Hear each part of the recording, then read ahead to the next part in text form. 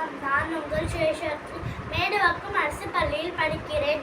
நான் 2ஆம் வகுப்பு படிக்கிறேன். நான் இப்போது திருக்குறளும் சார்ந்த கதையும் சொல்ல போகிறேன். முன்பர் காலத்துல ஒரு பெரிய பணக்காரங்க இருந்தாங்களா. அவங்களுக்கு ஒரு பொண்ணா 2 வேலைக்காரங்க, அண்ணன் தம்பி. அப்ப அந்த வீட்டுல இருந்தாங்களா. அந்த பொண்ணு தோட்டத்துல செல்வந்தர் பணக்காரோட பொண்ணு தோட்டத்துல விளையாடி இருந்துச்சான். தங்க வழியில் காணாம போயிடுச்சா. அப்ப பெரிய வேலைக்காரன் அதை பார்த்து எடுத்து ஒழிச்சு வச்சுட்டானா. அப்புறம் எல்லா இடத்துலையும் தேடி பார்க்கறோம், கிடைக்கவே இல்லையா. அப்ப பணக்காரன் அண்ணன் தம்பி வேலைக்காரங்களை கூட்டி கேட்டு பார்க்குறாங்களாம்.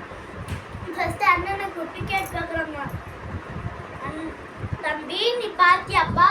பார்க்கவே இல்லை ஐயான்னு சொன்னானா பெரிய வேலைக்காரன்.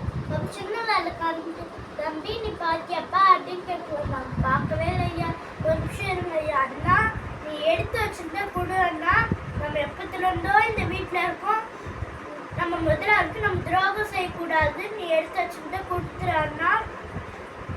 நம்ம கொடுத்துட்டோம்னா இதே மாதிரி ரொம்ப நாள் கால் இந்த வீட்டில் இருக்கலாம். நம்ம அவங்க நல்லா பார்த்துக்கணும், பாசமாக பார்த்துக்கணும், நம்மளும் அவங்க பாசமாக பார்த்துக்கலாம்.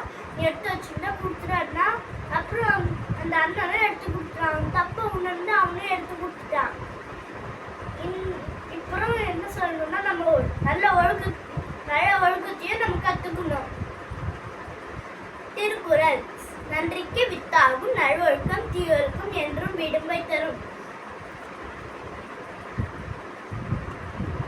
தமிழ் ஒலிம்பியாட்டுக்கு நன்றி, வணக்கம்.